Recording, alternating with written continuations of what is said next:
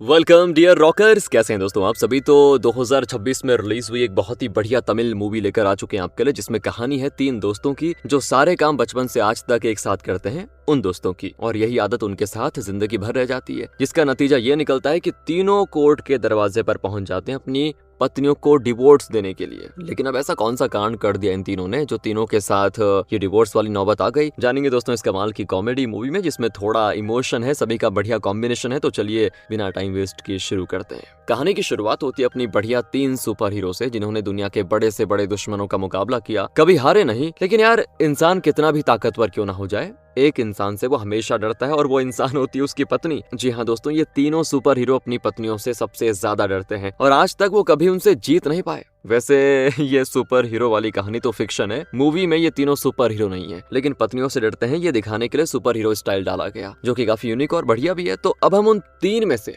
गोविंद नाम के दोस्त को देखते हैं, जो काफी ज्यादा टेंशन में होता है, क्योंकि पता है क्या, उसकी पत्नी कमला उससे बहुत ही ज्यादा नाराज है, यहाँ तक कि बात डिवोर्स तक आ चुकी है, जो कि गोविंद बिल्कुल भी नहीं चाहता। अब गोविंद काम तो दूसरों की शादियां बचाने का करता है, लोगों को समझाना है कि भाई शादी नहीं तोड़नी चाहिए, एक और मौका दो पार्टनर को। लेकिन अब जब बारी खुद पर आई है तो अपनी शादी नहीं बचा पा रहा है वो। ऐसे ही जब वो ऑफिस में होता है तो वहां पर एक क्लाइंट आता है जो अपनी परेशानी लेकर आया होता है कि सर, मेरी पत्नी पड़ोसी के बहकावे में आकर मुझसे महंगी महंगी चीजों की डिमांड कर रही है, जो मैं कर नहीं पा रहा हूँ। इसीलिए मेरी पत्नी ने अपनी जान तक देने की कोशिश की है, लेकिन फिर मैंने उसको बचा लिया बड़ी मुश्किल से, लेकिन अब वो मुझसे डिवोर्स मांग रही, क्या करूं सर। तो गोविंद कमला की वजह से ऑलरेडी टेंशन में तो था ही, तो वो उसी का गुस्सा बेचारे उस क्लाइंट पे उतार देता है कि जाकर डिवोर्स दे दो अपनी पत्नी को, जाओ। ये पत्नियां ना बेवकूफ होती हैं, ढक्कन होती हैं।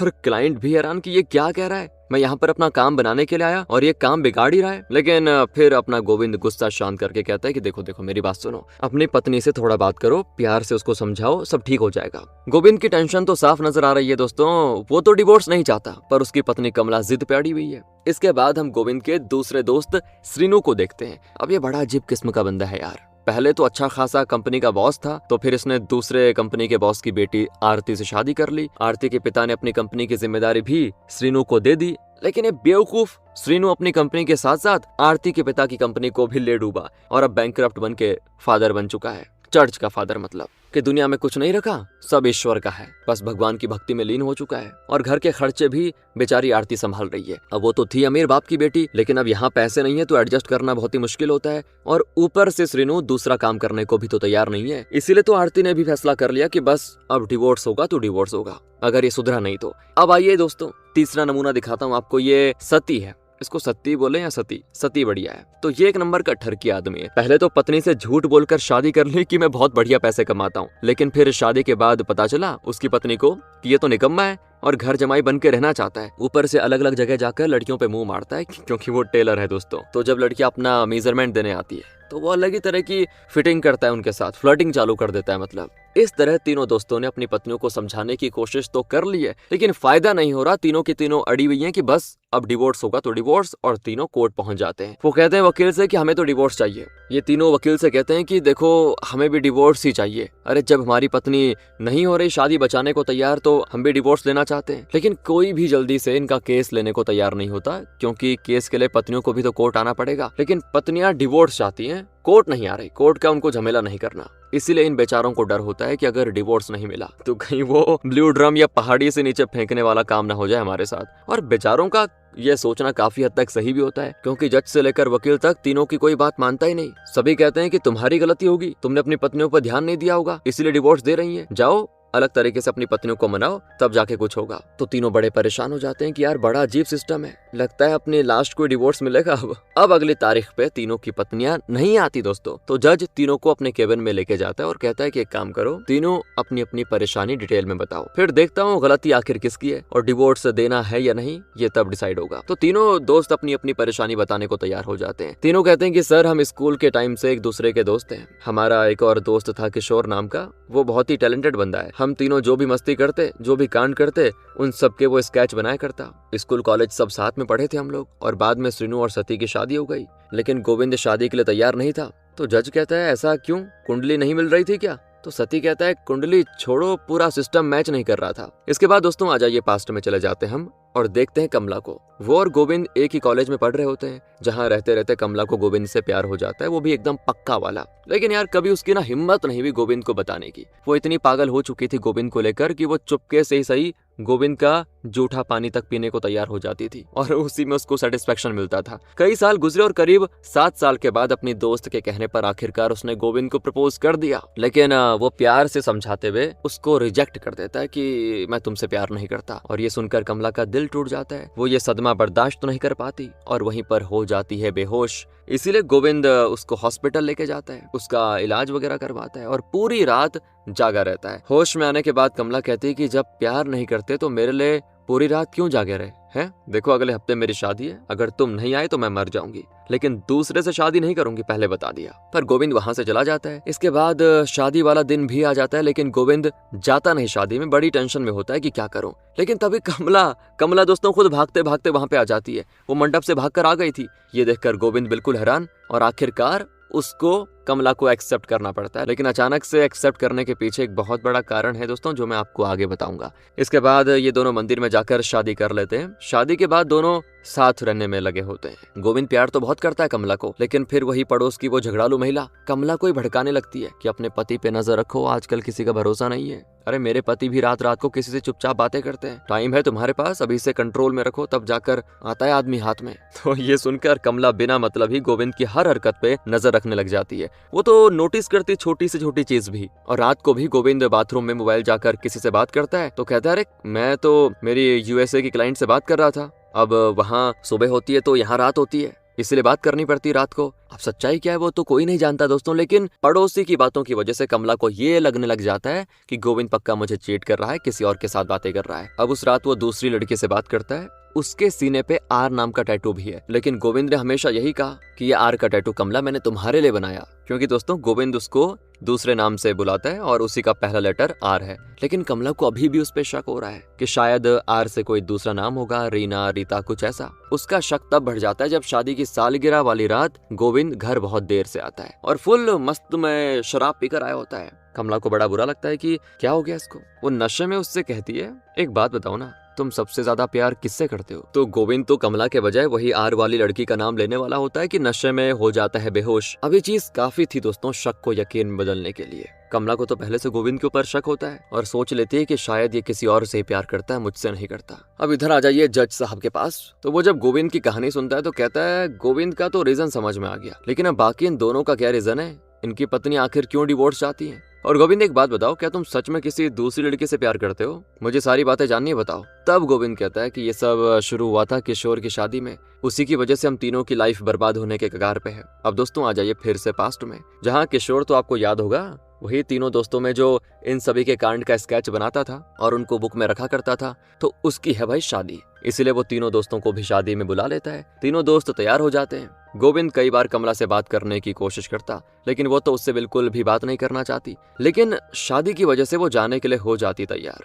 तीनों दोस्त अपनी पत्नी के साथ शादी में आते हैं। अब यहाँ पर आते ही किशोर सती और श्रीनु से कहता है कि मैंने दिव्या को बुलाया, वो भी आएगी शादी में वैसे, और मुझे पता है तुमने उसके साथ कौन कौन से कांड किए हैं। असल में दोस्तों कॉलेज के टाइम श्रीनु और सती दोनों दिव्या से प्यार करते थे, इसीलिए उसके बारे में सुनते ही जिस कमरे में दिव्या ठहरी है ना, वहीं चले जाते हैं उसके साथ मजे करने। मतलब बीवी शादी में है और ये दोनों को मौज करने की सोची हुई है। पर किशोर की जैसे की आदत है, वो अपनी शादी से लेकर इस दिव्या वाला सीन भी बुक में स्केच बना के रख लेता है मेमोरी की तरह। पर अगर ये बुक्स किसी के हाथ में लगी तो फिर तो कहानी खत्म हो गई, खेल खत्म हो गया तीनों का। और जब हर समय किशोर बुक में लगा रहता ना, तो उसकी पत्नी वो बुक को ही साइड में फेंक देती कि आज शादी और फिर भी क्या कर रहे हो, ये छोड़ो इसको। तो बुक वहीं पे रह जाती है और दोनों आगे निकल जाते हैं। लेकिन जिसका डर है दोस्तों वही चीज हो जाती है। तीनों की पत्नियों को मिल जाती है बुक और उसमें सारे स्केचेस बने होते हैं। उन्हें डाउट तो होता है कि शायद ये स्केचेस उनके पतियों के बारे में है, लेकिन एक चीज किशोर ने बढ़िया की थी, उसने किसी का ओरिजिनल नाम नहीं लिखा होता,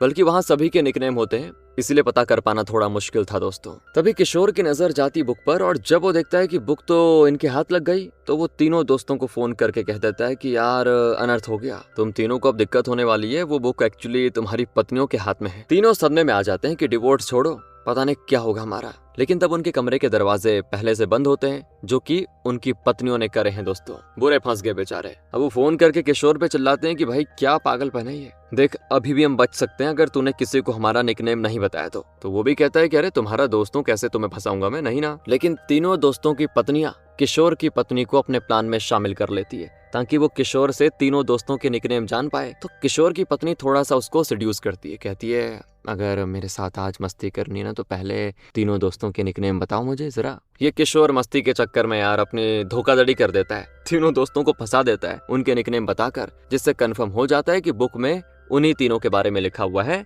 श्रीनु, सती और तीसरा कौन है अपना गोविंद। एक चीज तो क्लियर हो जाती कि श्रीनु सती दिव्या के साथ रिलेशनशिप में था और गोविंद का वो आर वाला सीक्रेट भी पता चल जाता है। वो रोजी नाम की लड़की थी कोई जिससे वो बहुत ही प्यार करता था, यहाँ तक कि उसके लिए तो उसने पानी में कूदकर अपनी जान देने की भी कोशिश की थी। ये चीज कमला के लिए झटका देने के लिए बहुत ज्यादा थी, उसका दिल टूट जाता है कि मेरा शक सही निकला। फिर तो दोस्तों गोविंद को सामने लाकर उस पर धोखेबाज होने का आरोप लगाती है कि मेरी बात सुनो, जब प्यार नहीं था तो मना कर देते, क्यों की मेरे साथ बर्बादी। आज भी उस रोजी से प्यार करते हो ना, सिर्फ मेरा इस्तेमाल किया, अब देखना सीधे मुलाकात होगी कोर्ट में डिवोर्स के साथ। इतना कहकर वो श्रीनु और सती की पत्नी को भी अपने साथ लेके जाती है। अब यहीं से तीनों पत्नियां डिवोर्स देने को तैयार हुई हैं दोस्तों। लेकिन गोविंद क्या सच में किसी रोजी नाम की लड़की से प्यार करता है? ये जानने के लिए हमें थोड़ा सा और पास्ट में जाना होगा। तो जब गोविंद अपने गांव में रहता था ना, उसके गांव में एक चर्च हुआ करता था जहाँ की बूढ़ी नन की पोती हमेशा फ्रांस से आया करती थी और अपनी दादी के साथ कुछ समय बिताती थी। वही थी रोजी।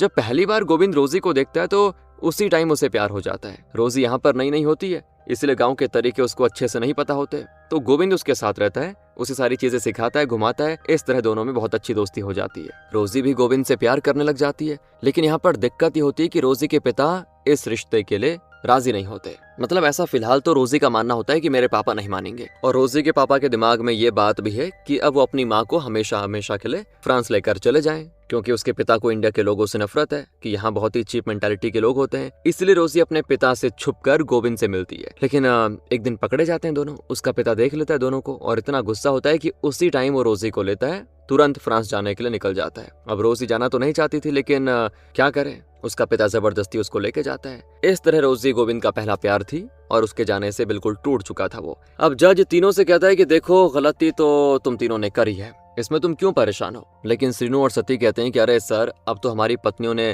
फैसला कर लिया है कि वो हमारी जान ले लेगी। जब किशोर की शादी के बाद हम घर पहुंचे ना, ताकि अपनी पत्नियों से माफी मांग पाए कि गलती हो गई, तो हमारी पत्नियों ने हमारी क्लास लगा दी। जो टैटू हम दोनों ने दिव्या के नाम का सीने पे बनाया था, श्रीनु की पत्नी ने सीधे जलती हुई लकड़ी से वो टैटू मिटा दिया, लेकिन फिर पूरी स्किन जला दी। और सती की पत्नी ने टैटू मिटाने के लिए सीधा उबलता हुआ पानी डाल दिया कि बहुत मजा कर लिया, अब सजा की बारी। इसलिए हम सभी डिवोर्स चाहते हैं, क्योंकि हमारी पत्नी हमें इस तरह देखती हैं। लेकिन अगर पत्नियां वापस मौका देती हैं तो फिर हम भी उस बात पे सोच लेंगे, क्योंकि हम लोगों को अपनी गलती का एहसास है कि हमने पत्नियों के साथ गलत किया। ये सारी बातें सुनकर जज गोविंद से कहता है, अगर तुम्हें कमला ने दूसरा मौका दिया तो क्या तुम भी रिश्ता बरकरार रखना चाहोगे? गोविंद मना कर देता है। अब क्यों मना किया वो हम जानते हैं। तो जब गांव में रोजी और गोविंद एक दूसरे से प्यार करने लग जाते हैं ना, पहले की बात बता रहा हूँ आपको, तो रोजी को उसके पिता लेके चले जाते हैं। फिर थोड़ी दूर आते ही उनकी गाड़ी का एक्सीडेंट हो जाता है और एक्सीडेंट में रोजी के माता पिता दोनों मारे जाते हैं और रोजी बेचारी क्रिटिकल कंडीशन में होती है एडमिट। गोविंद जल्दी जल्दी उससे मिलने जाता है, लेकिन यार उसकी हालत बहुत ही ज्यादा खराब होती है। और तब डॉक्टर रोजी की दादी से कहता है, रोजी को बचाया नहीं जा सकता,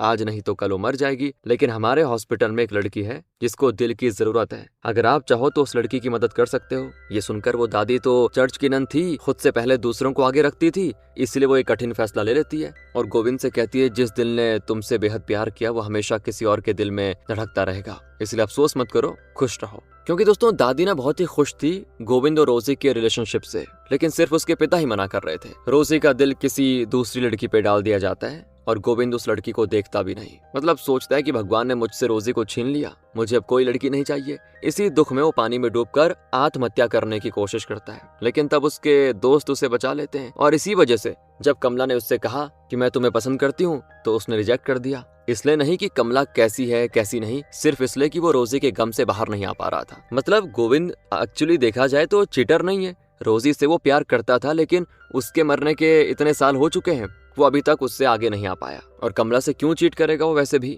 लेकिन फिर धीरे धीरे हुआ ये अचानक से वो कमला से प्यार भी करने लगा था पास्ट में। उसका रीजन मैं बताता हूँ। तो जब रोजी के जाने के बाद गोविंद उदास था और बार बार कमला को रिजेक्ट कर रहा था, तब कमला के माता पिता खुद गोविंद से मिलने आते हैं और कहते हैं कि जैसे हमें पता चला कि कमला तुमसे प्यार करती है, हम तुमसे मिलने आ गए बेटा। हम तुम्हें ये बताना चाहते हैं कि हमारी बेटी दिल की मरीज है। कुछ साल पहले किसी रोजी नाम की लड़की का दिल उसको दिया गया था, तभी हमारी बच्ची बच पाई। लेकिन अगर वो तुमसे दूर हो गई तो शायद इस बार वो ये सदमा बर्दाश्त ना कर पाए। और ये सुनकर मतलब गोविंद ऐसे हक्का बक्का हो जाता है ना, बिल्कुल हैरान। वो समझ जाता है कि आखिर कमला मुझसे इतना प्यार इसीलिए करती है क्योंकि उसके अंदर रोजी का दिल है। इसीलिए गोविंद कमला के साथ रहने और उससे शादी करने को तैयार हो जाता है। बस उसको ये डर है कि कमला को सच्चाई पता चलेगी तो कहीं उसे बुरा न लग जाए, इसीलिए उसने सच्चाई नहीं बताई और इसी चीज को कमला ने चीट समझ लिया। डिवोर्स के लिए भी गोविंद सिर्फ इसलिए तैयार हुआ क्योंकि कमला की यही इच्छा थी और वो चाहता है कि कमला जैसा चाहे वैसा हो। वो चाहती है डिवोर्स हो तो डिवोर्स हो, नहीं चाहती है तो बढ़िया, फिर तो साथ ही रहेंगे।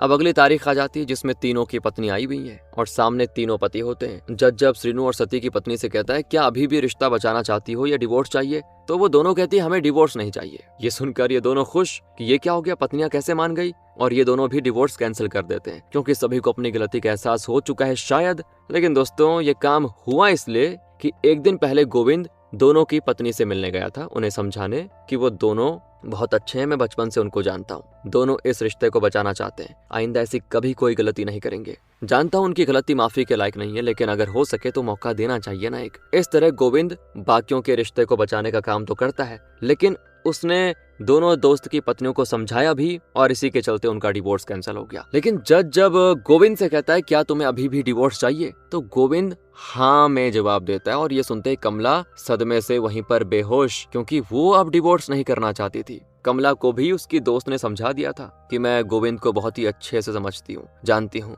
वो कभी तुम्हें चीट नहीं करेगा। अगर वो रोजी से प्यार करता भी था तो वो उसका पास्ट था, हम सबका पास्ट होता है जिसे हमें भुला देना चाहिए। इतनी जल्दी रिश्ता तोड़ना सही नहीं है। इसलिए कमला दोस्तों ये सुनने के लिए आ गई थी यहाँ पे आज जज के सामने कि अगर गोविंद सच में मुझसे प्यार करता होगा तो डिवोर्स के लिए मना कर देगा और फिर मैं भी डिवोर्स नहीं करूंगी। लेकिन जब गोविंद ने हाँ कह दिया तो बेचारी सदमे से बेहोश हो गई। फिर उसको जल्दी से हॉस्पिटल लेके जाया जाता है। दोनों दोस्त और उनकी पत्नी गोविंद को बहुत चिल्लाते भी हैं कि भाई क्या कर दिया तूने, क्यों डिवोर्स के लिए हाँ कहा, भुला देना उस रोजी को। लेकिन तभी वहां पे कमला के पेरेंट्स आकर गोविंद से मिलते हैं और उसका शुक्र अदा करते हैं, कमला की पहले के लिए भी और आज के लिए भी जान बचाने के लिए। और तब जाकर सभी को सच्चाई पता चलती है रोजी और गोविंद की। ये जानते सभी अफसोस करते हैं कि यार हमने कितना गलत आरोप लगाया गोविंद पर, जबकि वो बिल्कुल भी ऐसा नहीं है। जैसे कमला को होश आता है गोविंद हिम्मत करके सब कुछ उसे बता देता है कि मैं चीटर नहीं हूँ और मैंने तुम्हारे डिवोर्स के लिए हाँ सिर्फ इसलिए कहा ताकि तुम्हें दुख ना हो, क्योंकि तुम चाहती थी डिवोर्स हो, तुम जो चाहती हो मुझे वो मंजूर है। जबकि दोस्तों कमला को भी रियलाइजेशन हो जाता है कि यही मेरा सच्चा प्यार है। फिर सच्चाई जानकर कमला को थोड़ा बुरा भी लगता है कि मैंने भी थोड़ा गलत कर दिया। एक साथ हो जाते हैं यहाँ से दोनों। टाइम लगा दोस्तों, लेकिन सच्चाई सामने आई तो तीनों का रिश्ता बच गया। कभी कभी क्या होता है ना, छोटा सा शक पूरी जिंदगी बर्बाद करके रख देता है ना, इसलिए जब तक 100% यकीन न हो कोई भी बड़ा फैसला नहीं लेना चाहिए। यही मूवी की सीख है जिस पे हम उम्मीद है कायम रहेंगे। बाकी अगर आपको अच्छी लगी हो तो लाइक करें, शेयर करें, और अभी जो स्क्रीन पे वीडियो दिख रही है इस पे बड़ा मजा आएगा आपको, इसको देखिए। मिलते हैं वहीं पर। Thanks for watching.